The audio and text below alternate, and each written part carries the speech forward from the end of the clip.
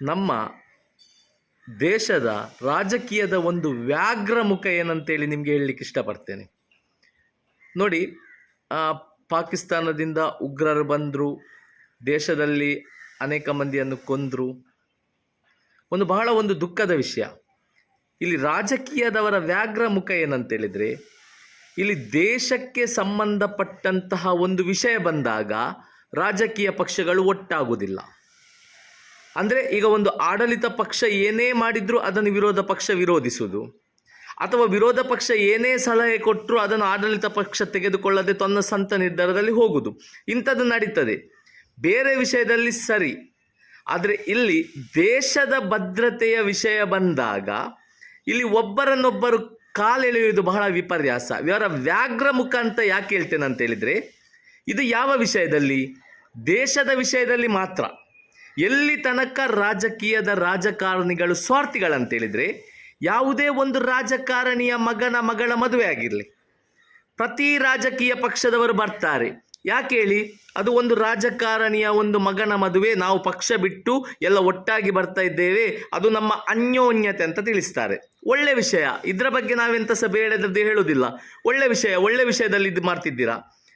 ಪಾರ್ಲಿಮೆಂಟಲ್ಲಾಗಿರ್ಬೋದು, ಎಲ್ಲೇ ಆಗಿರ್ಬೋದು, ಎರಡು ರಾಜಕೀಯ ಪಕ್ಷದವರು ಸೇರಿದಾಗ ಯಾರಿಗಾದ್ರೂ ಒಂದು ಹೆಲ್ತ್ ಇಶ್ಯೂ ಆಗಿ ಬಿದ್ದರೆ ನೀವು ಹೆಲ್ಪಿಗೆ ಬರ್ತೀರಾ. ಅದರಲ್ಲಿ ರಾಜಕೀಯ ನೋಡಲ್ಲ, ಕುಶಲೋಪಚಾರ ವಿಚಾರಿಸ್ತೀರಾ, ಆಸ್ಪತ್ರೆಯಲ್ಲಿ ಅಡ್ಮಿಟ್ ಆದರೆ ಹೋಗ್ತೀರಾ, ಮಾತಾಡ್ತೀರಾ, ಹೋಗ್ತೀರಾ, ಭೇಟಿ ಕೊಡ್ತೀರಾ.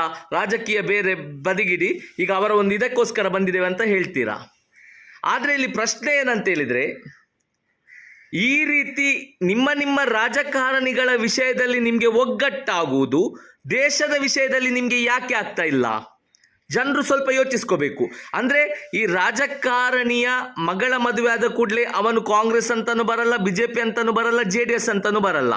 ಒಬ್ಬ ರಾಜಕಾರಣಿಯ ಆರೋಗ್ಯ ಹಾಳಾದರೆ ಆಸ್ಪತ್ರೆಗೆ ವಿಸಿಟ್ ಆಗುವಾಗ ಅದು ಕಾಂಗ್ರೆಸ್, BJP, JDS ಬರಲ್ಲ. ನಮ್ಮಂಥ ಸಾಮಾನ್ಯ ಪ್ರಜೆಗಳು ಇದನ್ನು ಒಪ್ಪಿಕೊಳ್ತೇವೆ. ಆದರೆ ದೇಶದ ವಿಷಯ ಬಂದಾಗ ನೀವು ಯಾಕೆ ಒಟ್ಟಾಗುವುದಿಲ್ಲ? ಇದು ದೇಶದ ನಮ್ಮ ಎಲ್ಲ ಜನರ ಸಮಸ್ಯೆ ಆಗ್ತದಲ್ಲ. ಒಬ್ಬರ ಉಗ್ರ ದೇಶಕ್ಕೆ ಬಂದು ಕೊಂದ ಅಂತ ಹೇಳಿದ್ರೆ ಭಾರತೀಯರನ್ನು ಕೊಂದದ್ದು ನಮ್ಮ ಸಮಸ್ಯೆ ಆಗ್ತದೆ. ನೀವು ಒಟ್ಟೆ ಯಾಕೆ ಆಗ್ತಿಲ್ಲ? ನೀವು ಒಗ್ಗಟ್ಟಾಗಿದ್ದನ್ನು ಯಾಕೆ ವಿರೋಧಿಸ್ತಿಲ್ಲ? ನಿಮಗೆ 90 ಹಾಕಿ ಕುಡಿದು ಪಾರ್ಟಿ ಲೇಲೆ ಮಾಡುವಾಗ ಯಾವುದೇ ಪಾರ್ಟಿ ಇದೆಲ್ಲ ಬರಲ್ಲ, ನಾವೆಲ್ಲ ಒಟ್ಟಿಗೆ ಅಂತ ಹೇಳ್ತೀರಾ. ಎಲ್ಲಾದರೆ ಸಿಕ್ಕಿದಾಗ ಹೆಗಲಿಗೆ ಕೈ ಹಾಕ್ತೀರಾ ಅಲ್ವಾ? ಮತ್ತೊಂದು, ನಾವು ಕೂಡ ಮೂರ್ಖರೇ.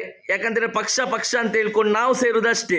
ಇವರಿಗಂತೆ ಇವರ ವೈಯಕ್ತಿಕ ವಿಷಯ, ಇವರ ಆರೋಗ್ಯದ ವಿಷಯ, ಇವರಿಗೆ ಸಮಸ್ಯೆ ಆದಾಗ ರಾಜಕೀಯ ಬದಿಗೆ ಇಟ್ಟು ಒಟ್ಟಾಗುವವರು ದೇಶದ ವಿಷಯ ಬಂದಾಗ ಯಾಕೆ ಒಟ್ಟಾಗಲ್ಲ? ಈಗ ಪಾಕಿಸ್ತಾನಕ್ಕೆ ಯಾರೇ ಆಗಲಿ, ಭಾರತದಲ್ಲಿದ್ದು ಭಾರತೀಯನಾಗಿ ಪಾಕಿಸ್ತಾನಕ್ಕೆ ಸಪೋರ್ಟ್ ಮಾಡುವವನು ಯಾರೇ ಆಗಿರಲಿ, ಉಗ್ರರಿಗೆ ಸಪೋರ್ಟ್ ಮಾಡುವವನು ಯಾರೇ ಆಗಿರಲಿ, ಅವರನ್ನು ಸರ್ವನಾಶ ಮಾಡಲಿಕ್ಕೆ ಎರಡೂ ಪಕ್ಷದವರು ಒಂದಾಗಬೇಕು. ಇಲ್ಲಿ ಏನಾಗ್ತಿದೆ? ಇಲ್ಲಿ ಹೊರಗಿನ ಉಗ್ರ ಬಂದು ದಾಳಿ ಮಾಡಿ ಇಲ್ಲಿ ಹೋದ, ಈ ರಾಜಕೀಯ ಪಕ್ಷದವರು ಏನು ಮಾಡ್ತಿದ್ದಾರೆ ಹೇಳಿ?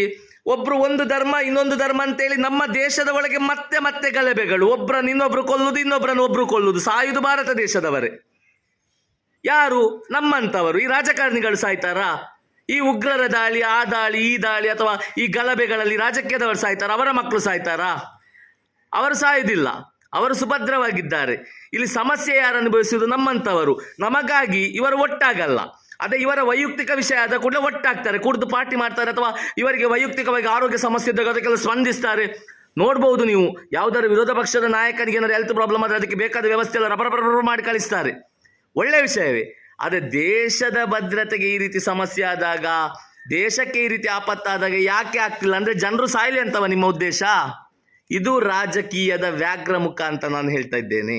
ಇದು ರಾಜಕೀಯದ ವ್ಯಾಘ್ರ ಮುಖ. ಇದು ನಮ್ಮಂಥ ಸಾಮಾನ್ಯರಿಗೆ ಅರ್ಥ ಆಗ್ತಾ ಇಲ್ಲ. ಸ್ವಲ್ಪ ಜನರು ಇದನ್ನು ತಿಳ್ಕೊಳ್ಬೇಕು. ನಾವಿನ್ನೂ ಸಹ ನಮ್ಮ ಒಳಗೊಳಗೆ ಕಿತ್ತಾಡ್ಕೊಂಡೇ ಇರೋಣ.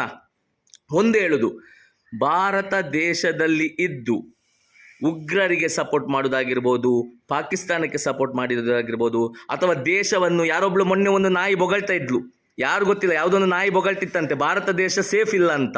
ಮತ್ತು ನಾನು ಭಾರತೀಯರನ್ನು ದ್ವೇಷಿಸ್ತೇನೆ. ನಾಚಿಕೆ ಆಗಬೇಕು ನಿಮಗೆ. ಭಾರತ ದೇಶದಲ್ಲಿರುವ ಪ್ರತಿಯೊಬ್ಬರು ಒಳ್ಳೆ ರೀತಿಯಲ್ಲಿರುವ ಕಾರಣ ಈ ದೇಶ ಈ ರೀತಿ ಉಳಿದಿದೆ. ನಿಮಗೆ ಭಾರತದಲ್ಲಿ ಇರ್ಲಿಕ್ಕಾಗದೆ ಹೋಗಿ ಪಾಕಿಸ್ತಾನದಲ್ಲಿ ಬದುಕಿ ಹೋಗಿ ಸಾಯಿರಿ, ಅಲ್ಲಿ ಹೋಗಿ ಸಾಯಿರಿ. ಅಲ್ಲಿ ಗೊತ್ತಾಗ್ತದೆ, ಕುತ್ಕೊಂಡಾಗ ಕುಂಡೆ ಹಿಂದೆ ಬಾಂಬ್ ಬಿದ್ದಾಗ ಗೊತ್ತಾಗ್ತದೆ, ಅದರಿದಾಗ.